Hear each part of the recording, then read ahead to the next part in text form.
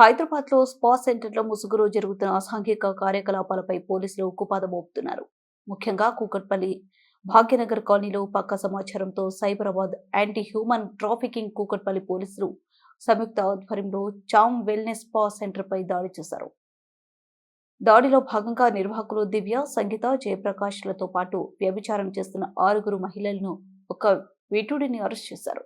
వీరి వద్ద నుండి కండోమ్స్, సెల్ ఫోన్లు, ఇతర సామాగ్రి స్వాధీనం చేసుకున్నారు. ఈ ప్రాంతంలో నిబంధనలకు విరుద్ధంగా పనిచేస్తున్న స్పా సెంటర్లపై కఠిన చర్యలు తీసుకుంటామని కూకట్పల్లి సర్కిల్ ఇన్స్పెక్టర్ సుబ్బారావు తెలిపారు.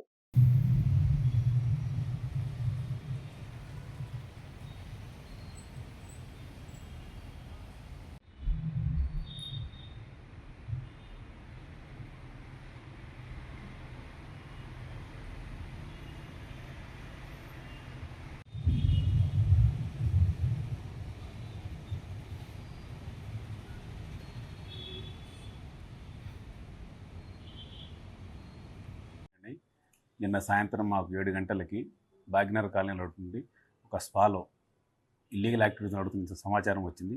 ఆ సమాచారం మేరకు anti human trafficking Cyberabad team plus Kukatpally police కంబైన్డ్గా రైడ్ చేయడం జరిగింది.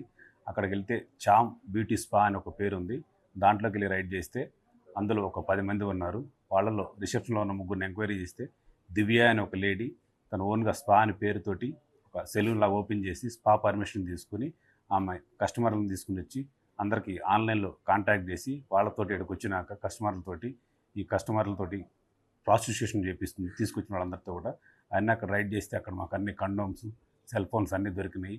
వాటి బేస్ చేసుకుని అక్కడ 6 విక్టిమ్స్ ఉన్నారు, ప్లస్ 3 ఆర్గనైజర్స్. ఈ దివ్య, ఆమెకు తోడుగా సంగీత అండ్ ప్రకాష్ అని వాళ్ళిద్దరు కూడా ఆమెకు సపోర్ట్ చేస్తున్నారు. కాబట్టి వాళ్ళందరి మీద కేసు నమోదు చేసి వాళ్ళు రిమాండ్ చేస్తున్నాము. ఇట్లా ఎవరైనా సరే ఇల్లీగల్ యాక్టివిటీస్ పాల్పడితే అందరి మీద తప్పకుండా చట్టపరమైన కఠిన చర్యలు తీసుకుంటాము. కాబట్టి 3 జైలుకి పంపించేసి ఆ విక్టిమ్స్ 6 కూడా కోర్టు పర్మిషన్ తీసుకుని హోమ్ తరలించడం జరుగుతుంది.